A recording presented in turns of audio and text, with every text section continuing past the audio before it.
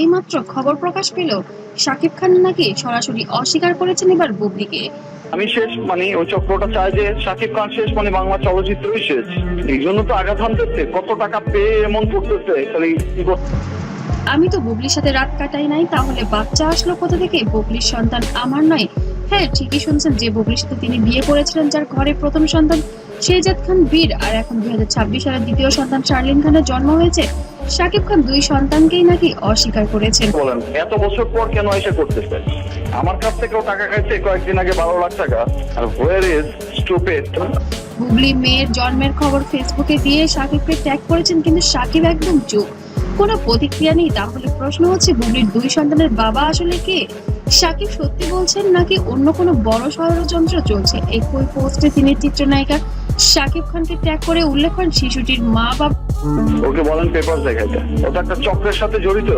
ও চাইতেছে শাকিব খান ও বুবলি। শাকিব খানের নীরবতা। শাকিব খান প্রকাশ্যে সন্তানের পিতৃত্ব অস্বীকার করেনি, তবে তিনি এখনো পর্যন্ত নীরব রয়েছেন।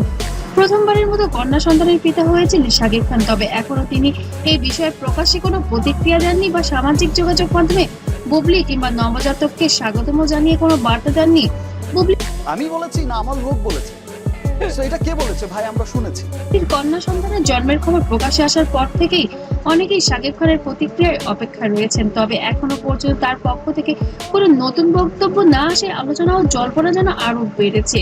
কিছু মহল বলছে অপু বিশ্বাসকে নিয়ে নাকি শাকিব খান এখন ব্যস্ত আছে, ছেলে আবরাম খান জয়কে নিয়ে নাকি ট্যুরে গিয়েছেন।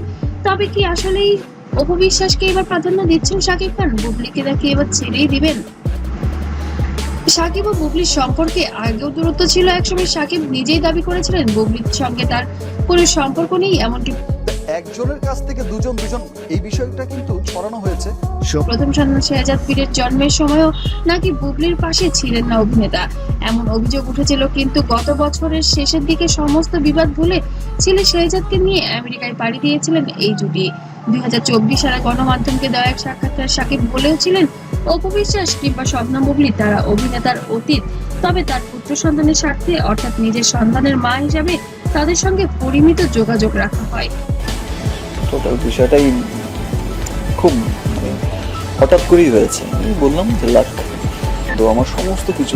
শাকিব খানের সঙ্গে বুবলির বিয়ের খবর প্রথম প্রকাশ্যে আসে 2022 সালে। পরবর্তীতে জানা যায় তারা 18 সালে 20 জুলাই বিবাহ বন্ধনে আবদ্ধ হয়েছিলেন এবং 2020 সালে 21 মার্চ তাদের প্রথম সন্তান শেহজাদ খান বীরের জন্ম হয়। আপনার কি মনে হয়, শাকিব খানের কি উচিত প্রকাশ্যে কিছু বলা? কমেন্টে জানান। আর ভিডিওটি ভালো লাগলে অবশ্যই লাইক দিন, শেয়ার করুন আর ফলো করতে ভুলবেন না। আর নতুন নতুন আপডেট পেতে অবশ্যই চ্যানেলটিকে সাবস্ক্রাইব করে রাখতে পারেন। সবাইকে অসংখ্য ধন্যবাদ। ভালো থাকবেন, সুস্থ থাকবেন।